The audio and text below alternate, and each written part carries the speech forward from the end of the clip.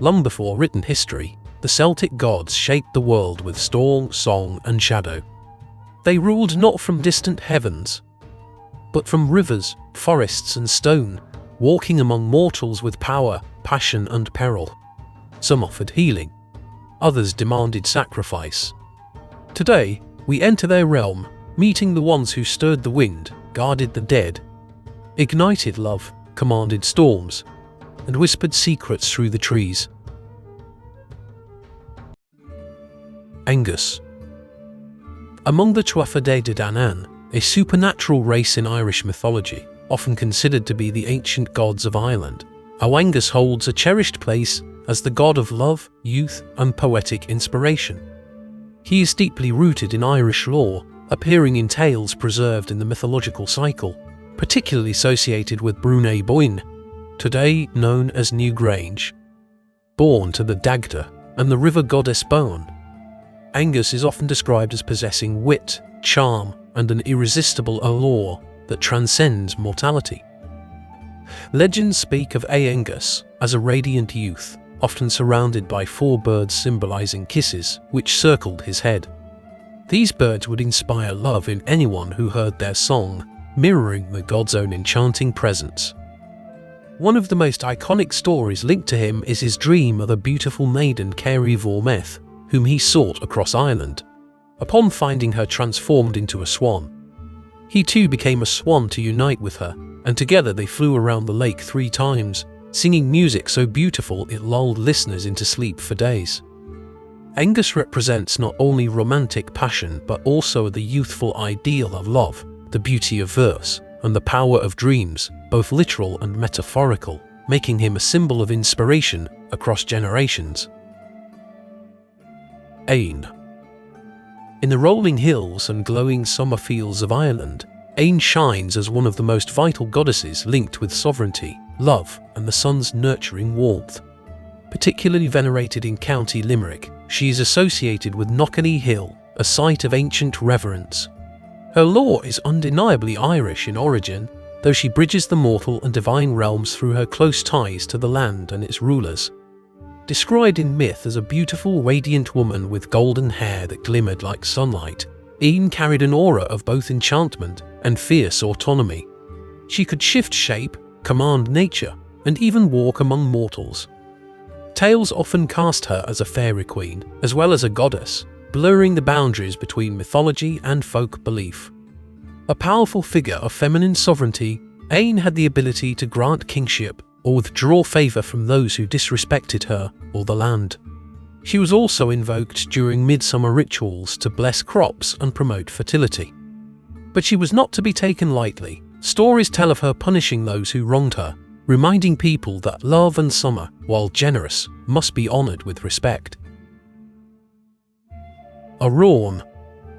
In the mythic world of Welsh folklore, Arawn rules Arawn, the otherworld, a place not of torment, but of mysterious beauty and eternal youth. He appears prominently in the Mabinogi, especially in the first branch, where he strikes a pact with the mortal hero, Pwyll. His legend is firmly embedded in the medieval Welsh mythos, blending nobility with eerie power. Often envisioned as a regal, shadow-cloaked figure accompanied by a pack of white, red-eared hounds, Arawn's presence is both commanding and spectral. These hounds, known as the Coon and Noon, were said to howl on the winds, foretelling death or transitions between worlds.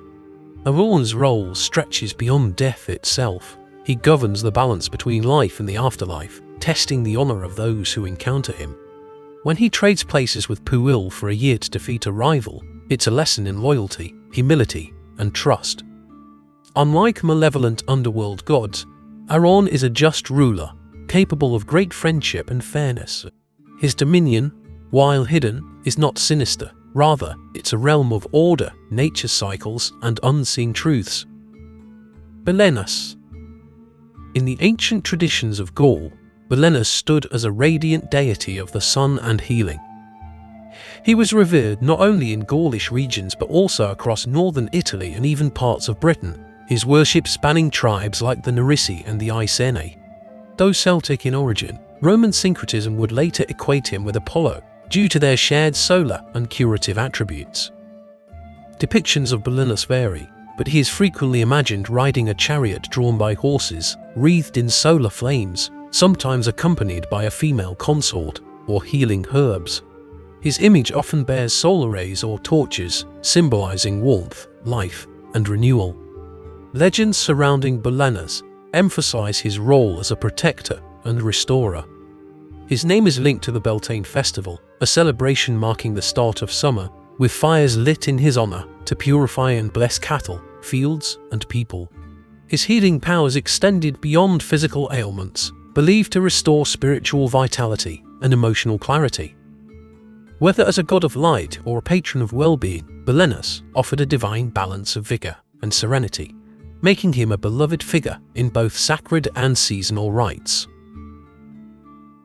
Boann's story flows directly from the heart of Ireland's spiritual landscape.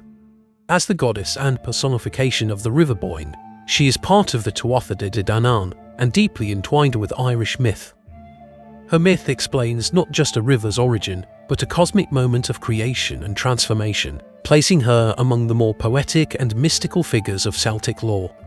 She is envisioned as a luminous woman whose hair and clothing glisten like water under sunlight, often surrounded by flowing waters, fish and blooming flowers, symbols of life and inspiration. Her presence is serene yet powerful.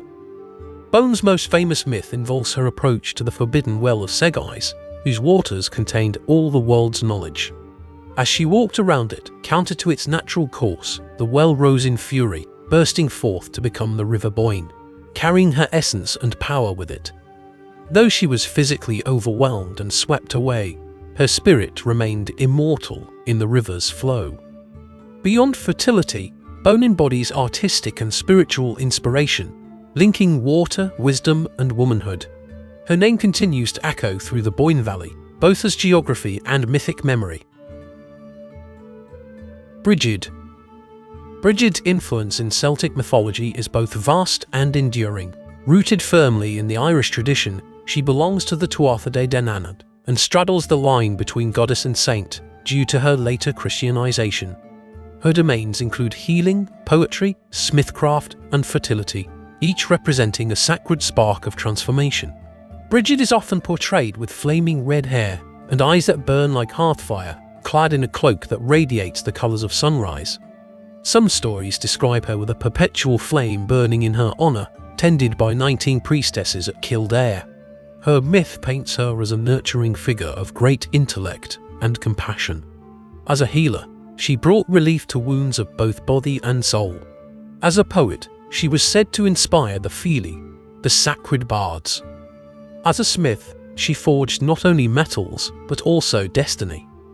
Brigid's festival, the Imbolc, marks the end of winter and the return of life to the land, a clear sign of her role in fertility and seasonal change. She bridges fire and water, intellect and labour, life and rebirth, making her one of the most complex and beloved figures in Irish mythology. Cailleach. Among the misty highlands of Scotland and the craggy coasts of Ireland, the Cailleach looms as a figure of frost, age, and raw elemental power. Often called the Veiled One or the Old Woman of Winter, her legends span Celtic-speaking areas, but are especially rooted in Gaelic traditions of both Scotland and Ireland. Described as a towering, crone-like figure with blue skin, white hair, and eyes like storm clouds, she is often seen wielding a staff that freezes the ground with every touch. Mountains are sometimes said to have formed when she dropped stones from her apron. The Cailleach is both creator and destroyer. She sculpts the land, controls the seasons, and ushers in winter. According to some tales, she washes her cloak in a whirlpool around Samhain. When it turns pure white, snow begins to fall. While feared for her association with death and harsh weather, she also ensures balance and the eventual return of spring. In some cycles, she even transforms into a youthful goddess, suggesting the cycle of life, death, and renewal. As such, the Cailleach represents ancient wisdom, change, and nature's implacable rhythm. Camulus. Camulus was a revered war deity among the Gaulish tribes, particularly the Belgae, and his name appears across inscriptions in both continental Europe and Roman Britain.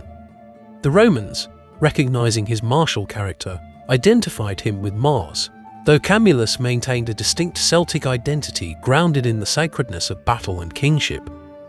He's imagined as a stern, bearded warrior wearing ornate armor, sometimes bearing a sword or a spear, his brow crowned with leaves or horns symbolizing divine strength and earthly authority. His presence is imposing and calm, not frenzied like other war gods.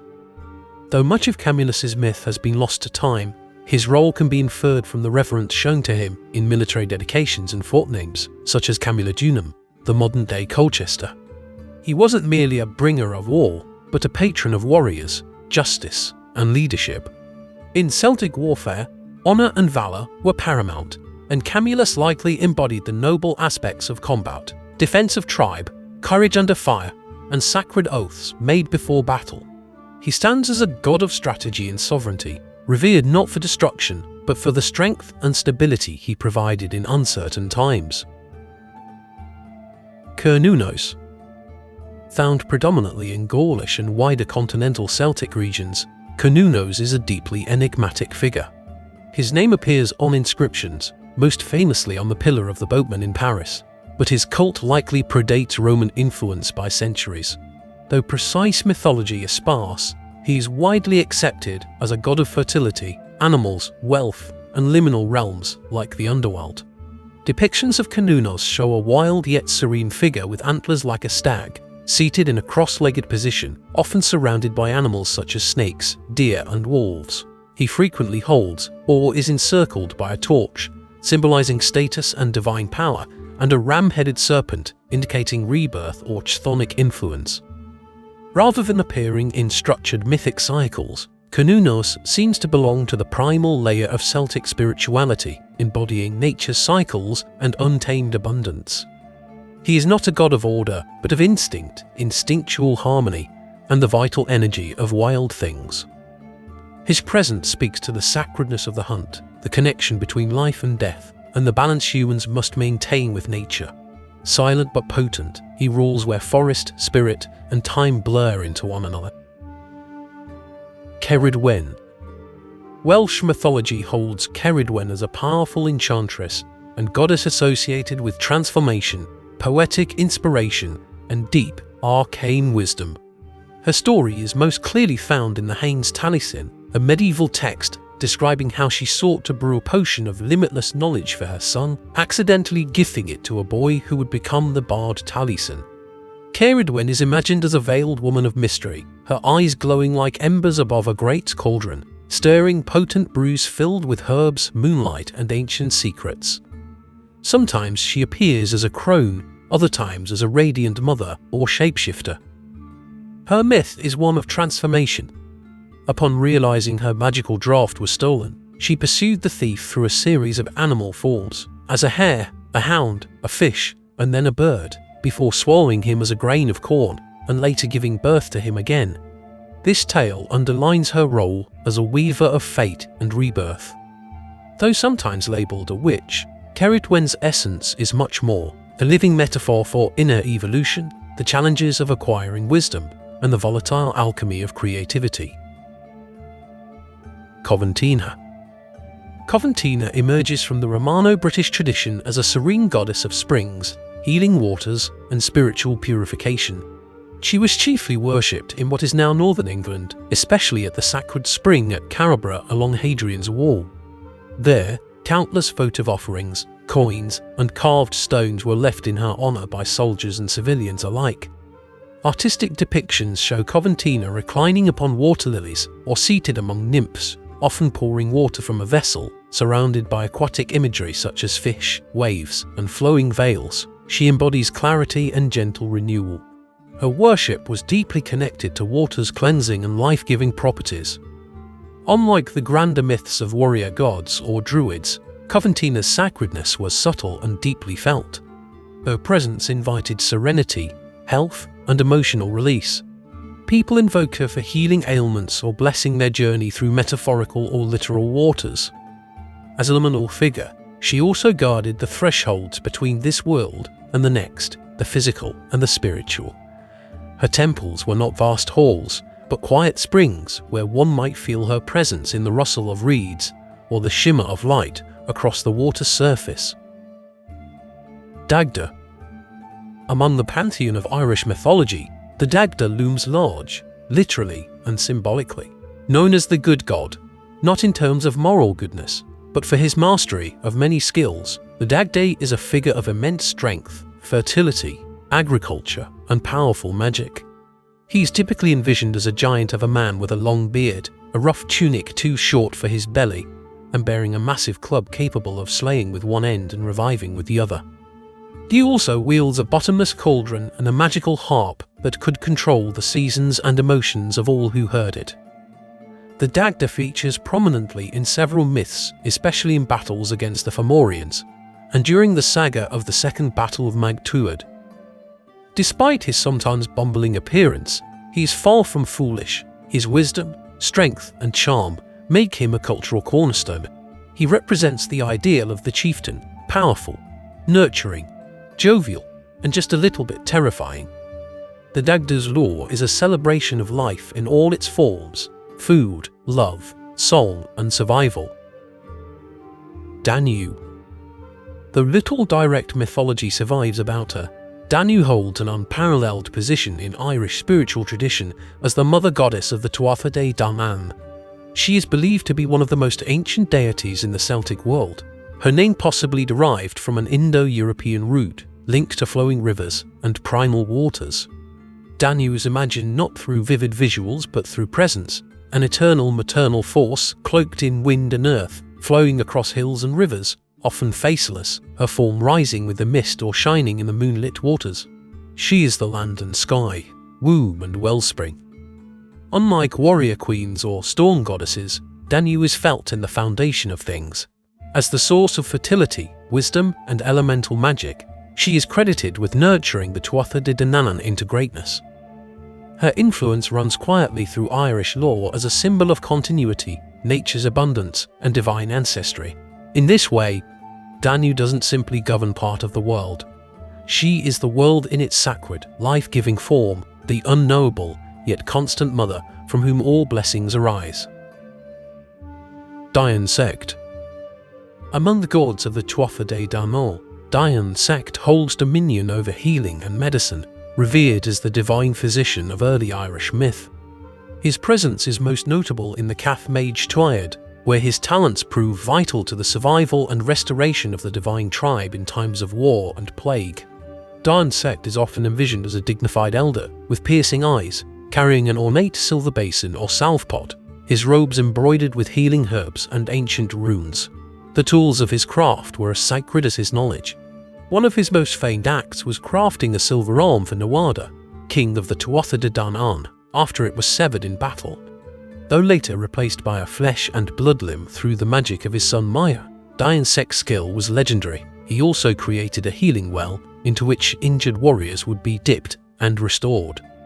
While a protector of life, he was not above wrath. Out of jealousy, he killed his own son.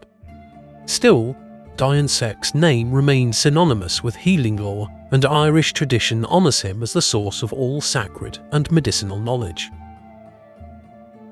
Donn.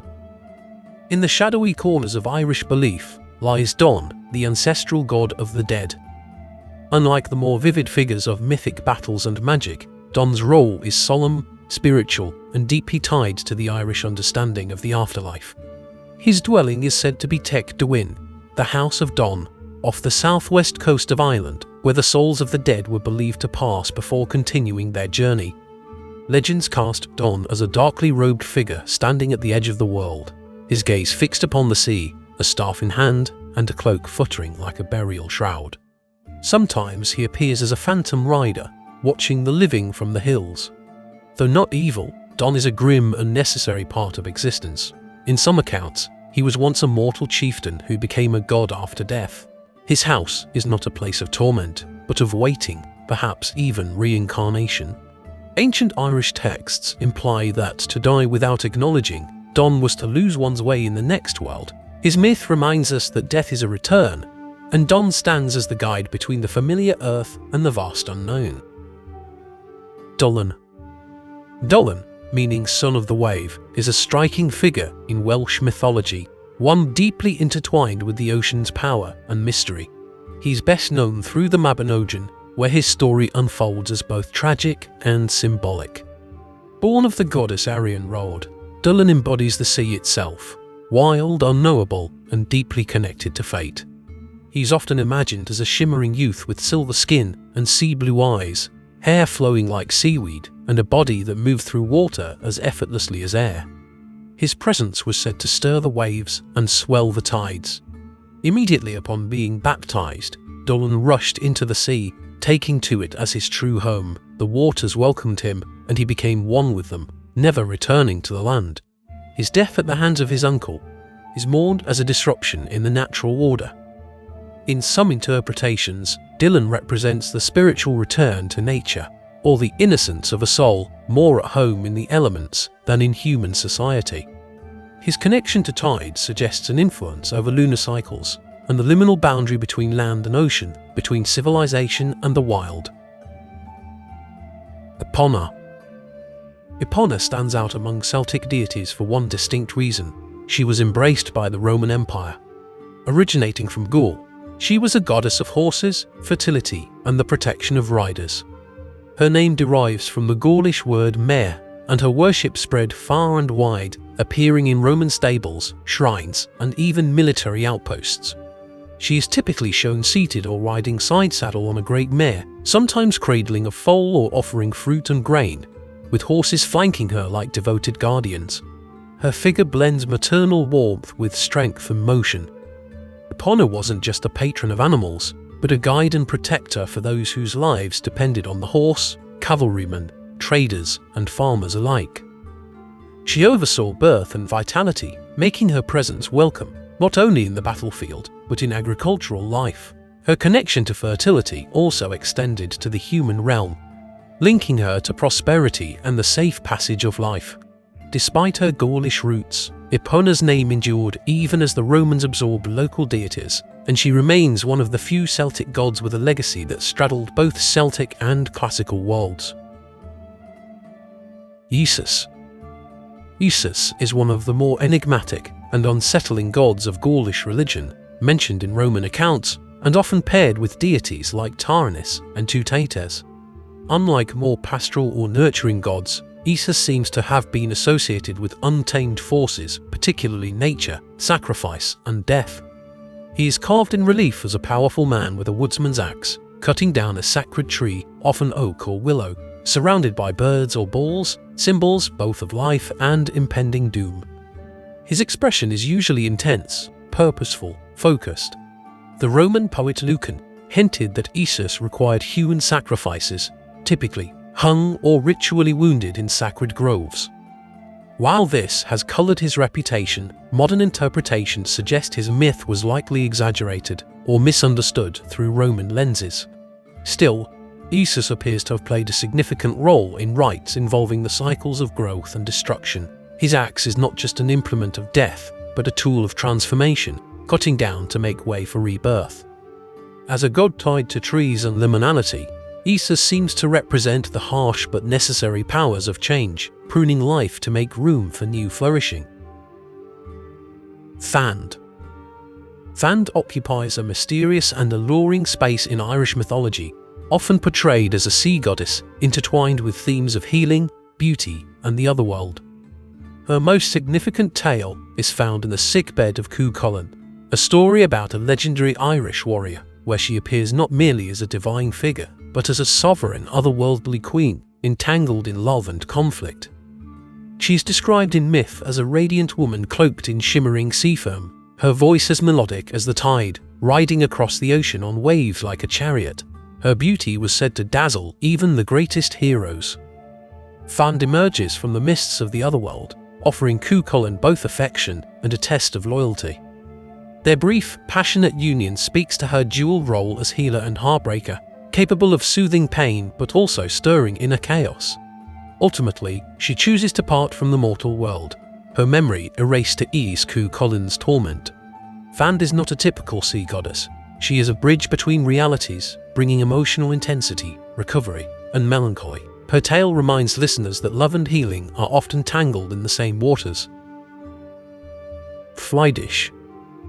Within the wild green heart of Irish mythology roams Flidais, goddess of forests, animals, and fertility.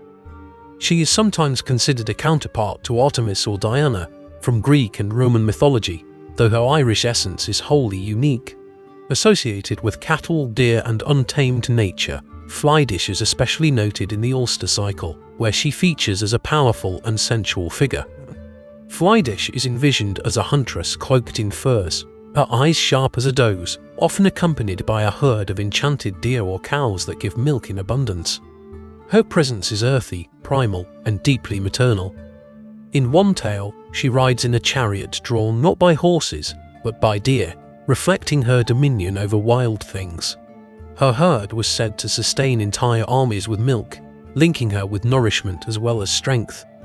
While she is a fertility goddess, Flidais' sexuality is assertive rather than passive. She chooses lovers and lives freely by her own rules. She embodies nature, not as gentle and meek, but untamed, fecund, and fierce. In every rustling leaf and forest glade, Flidais whispers of autonomy, sensuality, and the deep wisdom of the wild.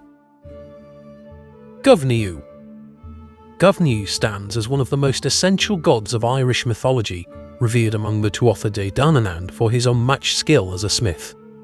His role, however, expands far beyond forging weapons. He is also known for brewing magical ales and offering hospitality to the divine. He plays a prominent role in the Cailleach Tuaid, where his craftsmanship proves vital in war. He is typically shown as a burly man with soot-streaked arms, carrying a hammer in one hand and a drinking horn in the other, sparks dancing in his beard as he works the forge. There's a warmth and strength to his form, one of creation, not just destruction.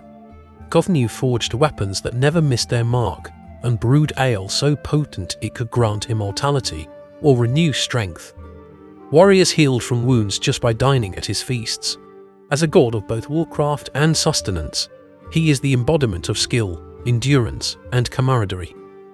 In a world where battle and survival were constant, Goibniu was the provider, the one who fed the soul, strengthened the body, and ensured the tools of defense were ever ready. Grannus. Grannus is a Gaulish and continental Celtic god associated with healing, thermal springs, and restorative waters. Widely worshipped across Gaul and into Roman territories, he was often paired with deities like Apollo, reflecting his role as a solar and curative power. His sanctuaries were usually built near natural hot springs or medicinal wells. Grannus is imagined as a youthful, radiant god with golden curls and robes that ripple like flowing water, standing beside sacred springs with a vessel pouring eternal water into the earth. Flowers bloom wherever he walks, and warmth follows his touch. Though little narrative myth survives about him, his worship was clearly important. He was invoked in inscriptions from Germany to France, with great festivals such as the Grannailia held in his honor. His name is linked to heat or shining, suggesting a solar healing nature. Pilgrims came to his sanctuaries seeking relief from illness, both physical and spiritual. Grannus offered health not through battle or magic, but through nature's gifts, water, warmth, and rest.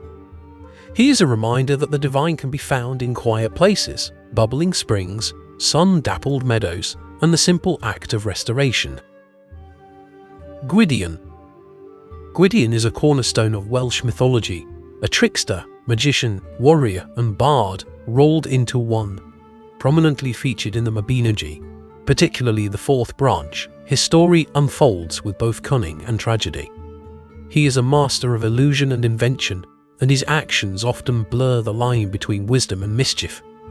Gwydion is envisioned as a tall, sharp-eyed man clad in robes that shimmer with changing colours, a staff of ashwood in one hand and a hawk perched on the other, eyes always calculating. His very step suggests a mind 3 moves ahead. He is most famous for crafting a woman made from flowers as a bride for his nephew. His complex schemes lead to both triumph and sorrow, and he often faces consequences for his manipulations.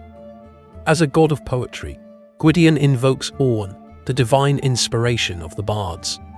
As a magician, he can conjure armies from mushrooms, His role is deeply layered, symbolizing intellect, transformation, and the moral ambiguity of power.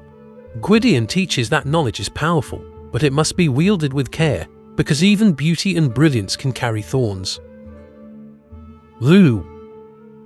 Lugh, sometimes called Lugh of the Long Arm, stands as one of the most celebrated deities in Irish mythology.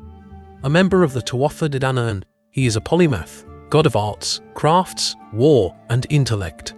His most defining moment comes in the Second Battle of Mag Tuaid, where he emerges as a leader and saviour of his people. Lugh is portrayed as a radiant warrior, youthful and golden-haired, wielding a shining spear and adorned with tools of every kind, symbols of his boundless skill. His eyes gleam with cleverness and confidence. Born of a Fomorian and a goddess, Lugh represents the uniting of opposing forces. When he first arrives at Tara, the legendary seat of the High Kings of Ireland, he is only admitted after revealing his mastery of every art and trade, a feat that earns him the title Samaldanic, which means many-skilled. He later slays the monstrous Baelor with a precise cast of his spear, fulfilling his destiny. Lugh's festival, Lulunasad, celebrates the harvest and his divine generosity.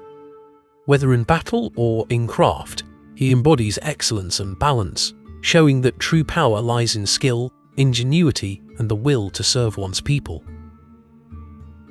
Manannán mac Lir. As the son of the sea god Lir, Manannán mac Lir emerges in Irish mythology as a guardian of the otherworld, master of illusion, and sovereign of the ocean realm. He frequently acts as a guide between worlds, offering aid or challenge to heroes and mortals alike. His stories are found across various myth cycles, often bridging the divine and the mortal.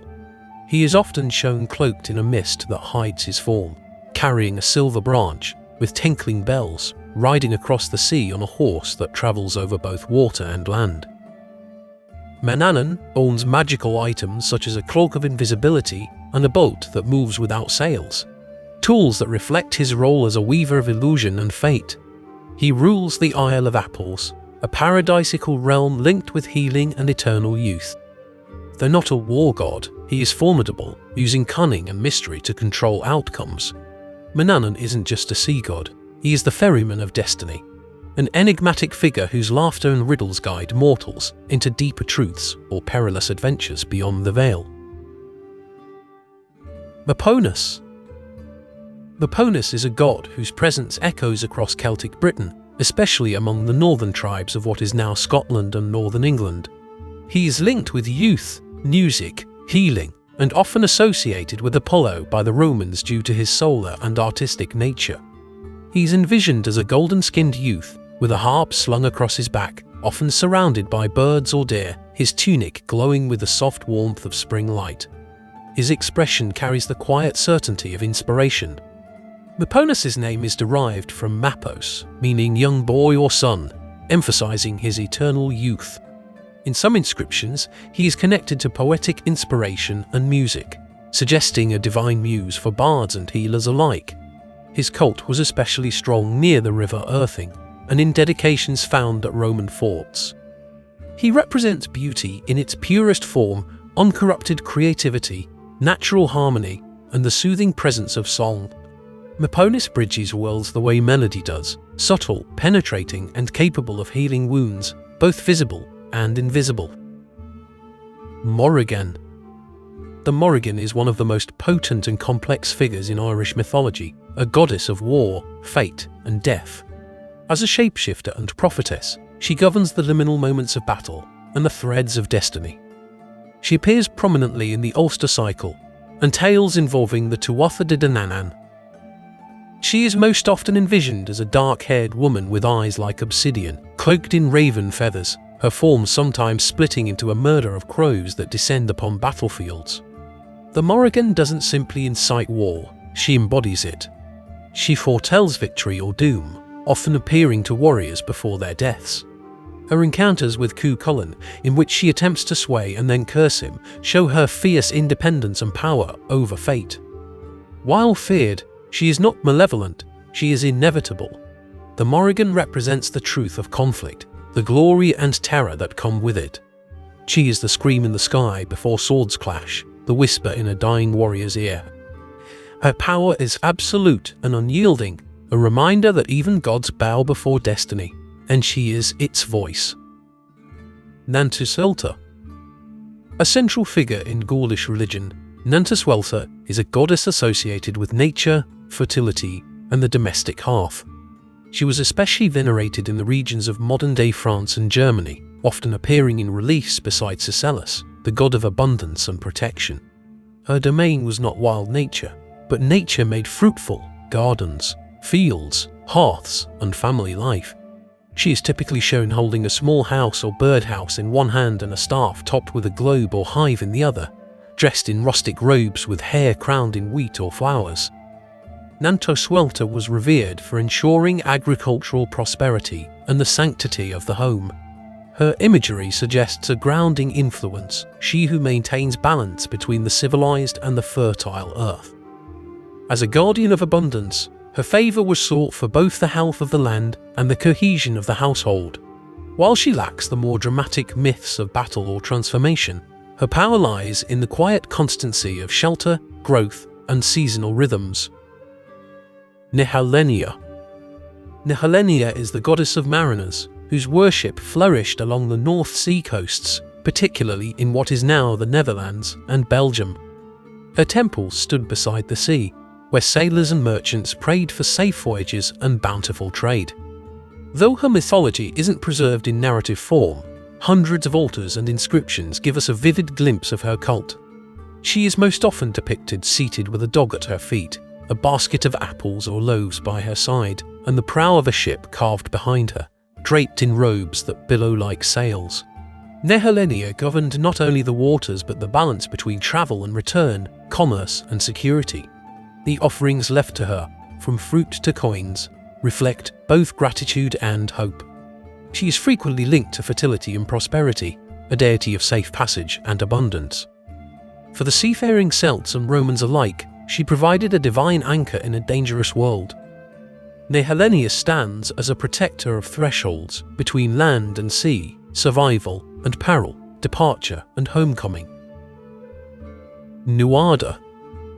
Nuada was the first and of the most revered king of the Tuatha De Danann in Irish mythology, a figure who blends martial prowess with the resilience of healing. His tale unfolds in the Cath Maige Tuaid, an epic mythological tale about a cosmic battle between the Irish gods and the monstrous Fomorians, where he loses his arm in battle and must relinquish the throne, as kings in mythic Ireland were required to be physically whole. Nuada is typically shown as a noble warrior, clad in shining armour, with one arm forged from silver that gleams like moonlight, a perfect blend of strength and craftsmanship. When the god Dian Cecht replaces his lost arm with a silver one, Nuada's story becomes one of restoration and return. Eventually, a new flesh and blood arm is regrown, and he resumes kingship to lead his people once more. Nuada's silver hand is symbolic, not of loss, but of adaptation and the dignity of reclaimed strength. His role in mythology stands at the intersection of war and wellness, a ruler who endures hardship and rises again, forged anew by pain and perseverance. Oghma. Oghma, a luminary among the Tuatha De Danann, is the god of eloquence, speech, and mental prowess. He is credited as the inventor of the Ogham script, the earliest form of Irish writing, often carved into stone or wood.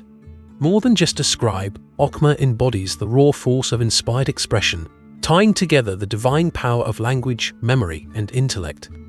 He is imagined as a muscular, broad-shouldered man with an air of nobility, ink-stained hands, and words flowing visibly from his mouth, like runes borne on wind.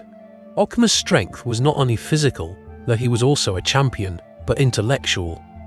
In some accounts, he could defeat enemies with words as effectively as with a blade. His creation of the Ogham alphabet was said to allow druids and poets to encode secrets, blessings, and curses. As a patron of bards, he guarded the sacred trust of memory and oral history. Oghma teaches that knowledge is a weapon, language a bridge to power. Onuava.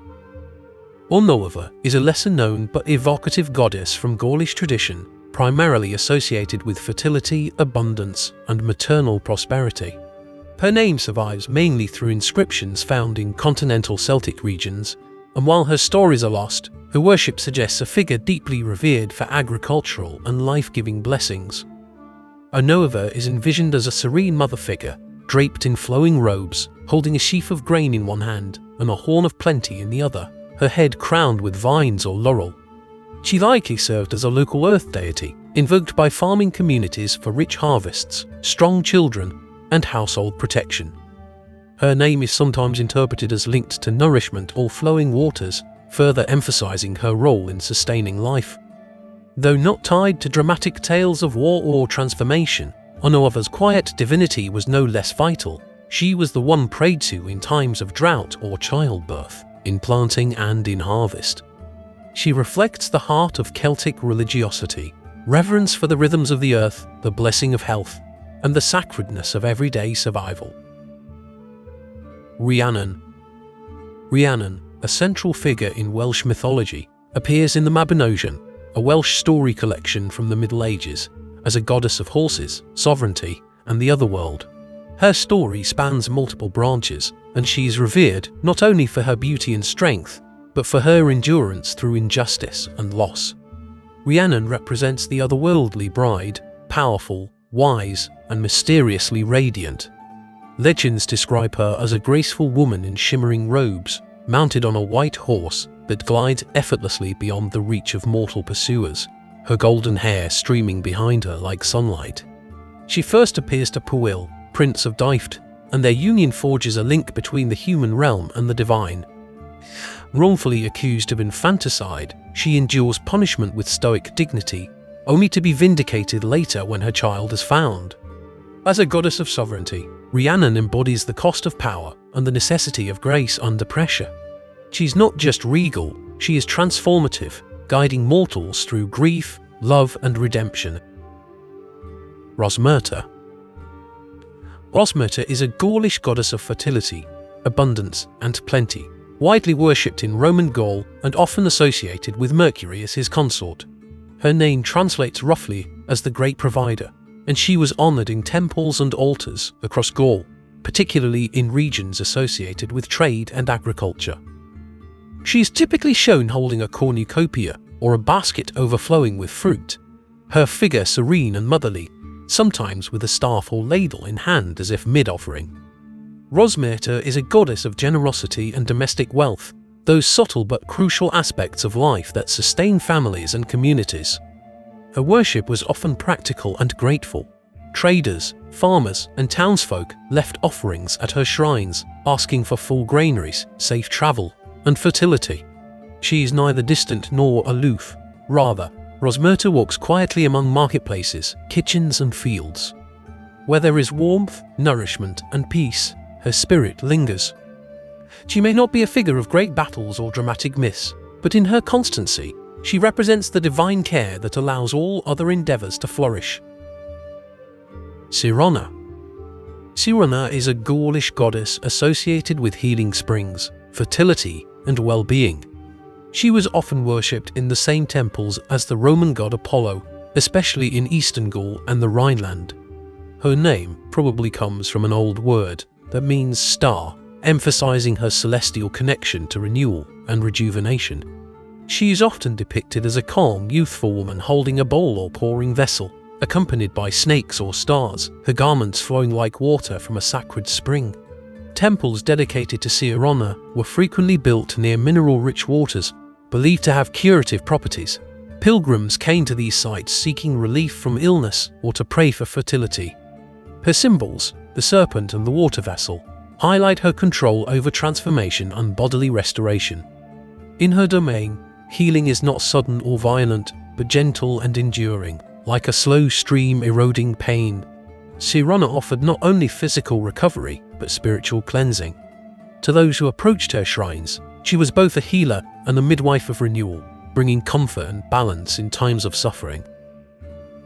Ceridwen. Ceridwen is a Gaulish god of agriculture, forests, and fermented beverages, often recognized as a protector of the rural world and its rhythms. He appears in both Celtic and Roman iconography, always with his distinctive long-handled hammer a symbol of blessing and abundance. He is usually portrayed as a bearded man, muscular and calm, holding a large mallet or cask, accompanied by a dog or barrel, his cloak dusted with leaves or grain.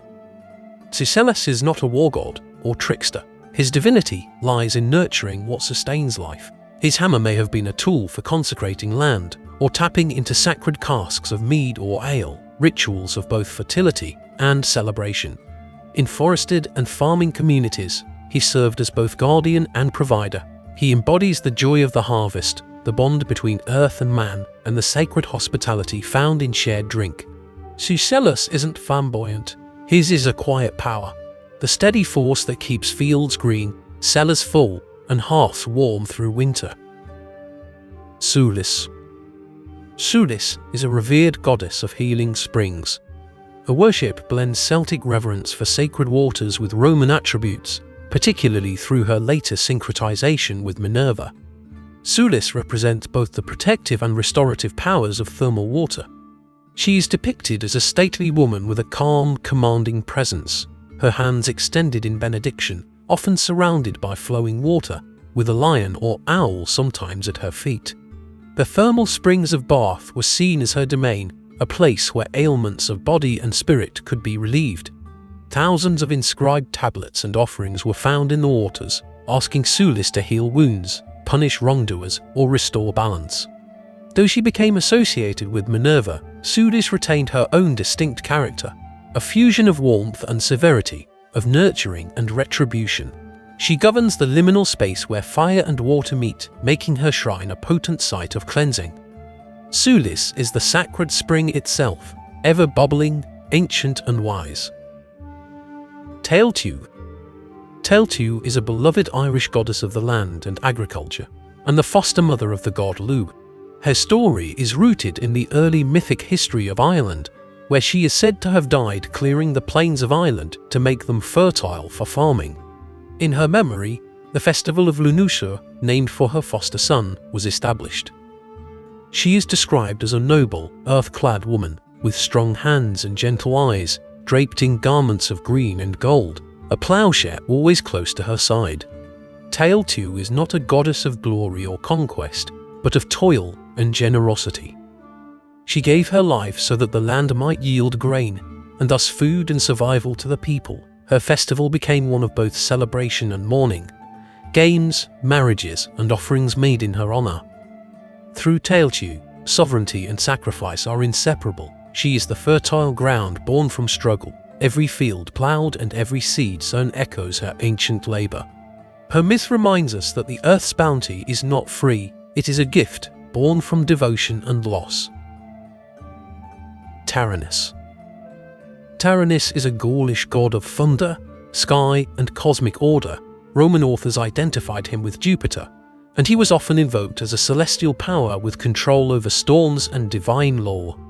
His name derives from the Proto-Celtic word for thunder, and his symbols are elemental, fire, sky, and the wheel. He's typically portrayed as a robust figure with a thick beard, wielding a thunderbolt in one hand and a spoked wheel in the other, cloaked in storm clouds or flame. The wheel is central to his iconography, representing both the sun and the eternal cycles of nature and law. Cernunnos was feared and respected, not just as a stormbringer, but as the enforcer of oaths and justice. Some Roman accounts suggest human sacrifice was offered to him, though modern interpretations often see these reports as exaggerated or misunderstood. Regardless, his role as thunderer and judge placed him high among the gods. Cernunnos embodies celestial authority, not a wild force, but one that strikes with meaning, restoring order to a chaotic world. Tuatatis. Tuatatis was a tribal protector god venerated across Gaul and Britain. His name means god of the tribe or god of the people, and inscriptions and Roman texts suggest he was invoked for safety, victory, and prosperity. He was sometimes grouped with deities like Esus and Cernunnos in Roman accounts. He is imagined as a stalwart warrior or guardian draped in tribal armor, with a sturdy shield in one hand and an upturned palm in the other, symbolizing both defense and blessing. Tuatatis was a deeply local deity. Each tribe likely had its own vision of him, tied to their specific needs and identity. He was not abstract but immediate, invoked before battles, during ceremonies, or in daily life for protection of the hearth and homeland. Though Roman accounts describe dark sacrificial rites in his name, modern scholarship casts doubt on these reports. What's clear is that Tutatis was seen as a divine anchor, an ever-present protector who watched over the people. His legacy endures subtly in the cultural memory of protection, loyalty, and divine guardianship. And even today, their stories live on, in the land, the sky, and the myths we still tell. The Celtic gods may be ancient, but their power still echoes. Yours truly, Mythos, the historian.